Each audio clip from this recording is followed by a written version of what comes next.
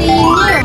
Bersama saya, Indra Suara Kusmaningtia, dan rekan saya, Galuh Chandra Kirana pada pagi hari ini, Sabtu 18 April 2026, kami akan membahas salah satu isu yang sedang terjadi di Kabupaten Nganjuk, yaitu masalah sampah yang semakin meningkat dan berdampak pada kehidupan masyarakat. Masalah sampah bukan hanya soal kebersihan, tetapi juga berkaitan dengan kesehatan, lingkungan, dan masa depan masyarakat. Mari ikut kita bincang-bincang bersama narasumber hebat kita kali ini.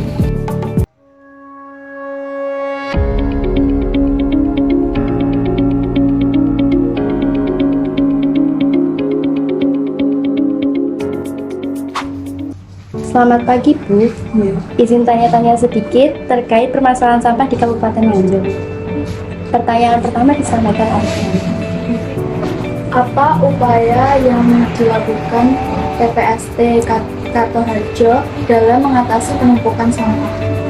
Ya, terima kasih atas waktu yang diberikan. Saya Bu Kartini sebagai penanggung jawab TPST Kartoharjo. TPST Kartoharjo sekilas kita bercerita dulu ya. TPST Kartoharjo tahun 2016 kita mulai produksi masih dalam tahap pengisian tapi hampir 1 tahun baru bisa panen. Jadi kita di sini tempat pengolahan sampah terpadu, yaitu keterpaduan pengolahan sampah organik sama sampah anorganik. Baru residu atau sisa sampah yang tidak terpakai kita buang ke TPA. Ya, kita di sini sumber sampahnya tidak hanya dari Kelurahan Kartoharjo, dari warga Kartoharjo saja tidak, tetapi tidak menutup kemungkinan sampah dari tetangga Kelurahan Kartoharjo, semisal Kelurahan Jatirejo, Kelurahan Bogo, Ploso, Cangkringan, terus ada juga Payaman Kauman. Nah, di situ juga ada sampah dari jangkauan luar kota atau luar daerah Nganjuk, misalnya mereka pedagang dari Brebek atau pedagang dari mana yang kadang sambil ngantar anak ke sekolah atau mereka berangkat bekerja membawa sampah. Apakah itu cukup efektif? TPST Kartoharjo ini sebenarnya sangat bagus ya, program dari pemerintah yang mana diharapkan dari tiap kelurahan itu punya TPST. Jadi ada pengolahan sampah dalam satu lingkup yang mana sampahnya tidak dibuang semua. Jadi untuk sampah jenis organik yang sudah dibusukkan atau diperbarui itu bisa dijadikan untuk kompos. Sedangkan sampah yang organik itu kita pilah, yang bisa kita buat kerajinan, yang tidak bisa kita buangkan. Dan di situ baru residu yang seperti pampers atau banner atau pom itu yang tidak laku kita buang ke TPA.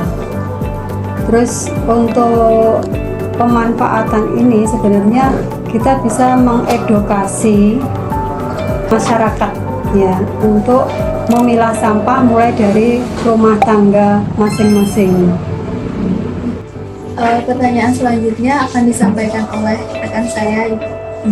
Kalau boleh tahu, di wilayah mana saja di Nganjuk yang paling banyak menyumbang sampah di TPST Kartoharjo ini, Bu? Ini dari penyapuan Nganjuk Kota.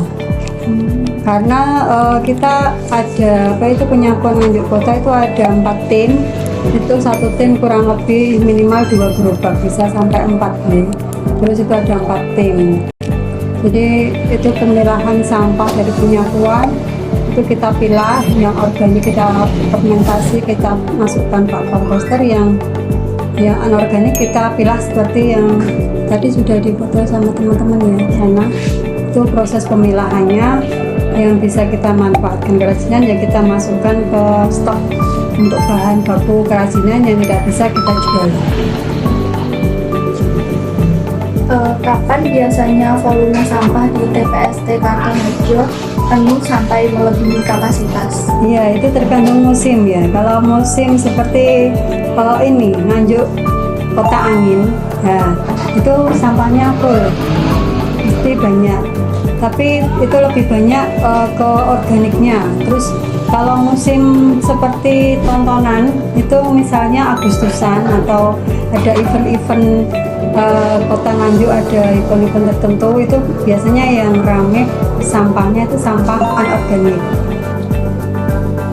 Kenapa masyarakat banyak yang belum memilah sampah dari rumah? Padahal kan sudah banyak sosialisasi seperti itu ya. Iya, itu karena kurangnya kesadaran masyarakat ya.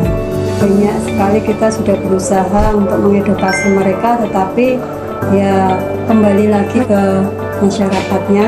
Tetapi nggak ada juga masyarakat yang sudah mulai peduli. Mereka mengumpulkan sampah anorganiknya untuk ditabung. Tabungan bisa untuk hari raya, bisa untuk bayar pajak 1 tahun sekali PBB, bisa juga digaskan langsung juga boleh. Itu yang kita selalu mengajak mereka mau peduli sampah untuk bisa memanfaatkan apa yang ada di rumah. Jadi mereka belajar untuk menjadi pemulung dari sampah yang ada di rumahnya masing-masing. Siapa saja yang paling berperan di TPST Kartoharjo dalam mengolah sampah? Ya, semuanya. Kalau kita melihat ya semuanya ya.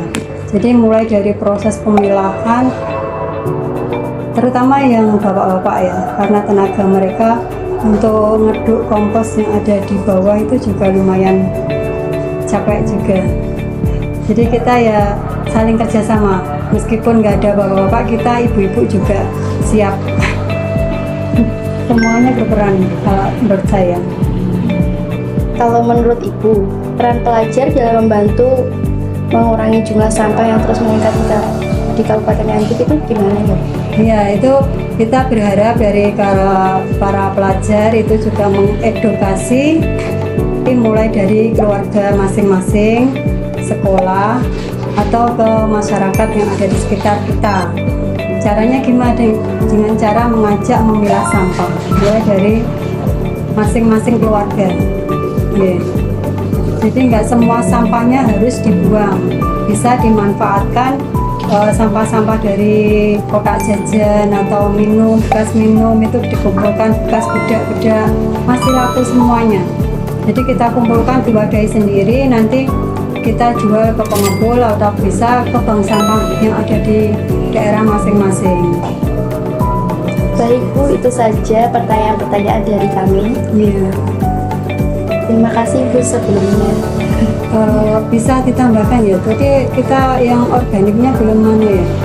Kalau yang sampah organik itu bisa dibuat pupuk sendiri di rumah. Semisal ada sisa nasi, sisa sampah dari sapuan jalan yang ada di rumah, itu kita kumpulkan, kemas sendiri, kita wadahi tempat sampah bekas atau timbal bekas bisa. Nanti kita buat untuk memupuk tanaman sendiri.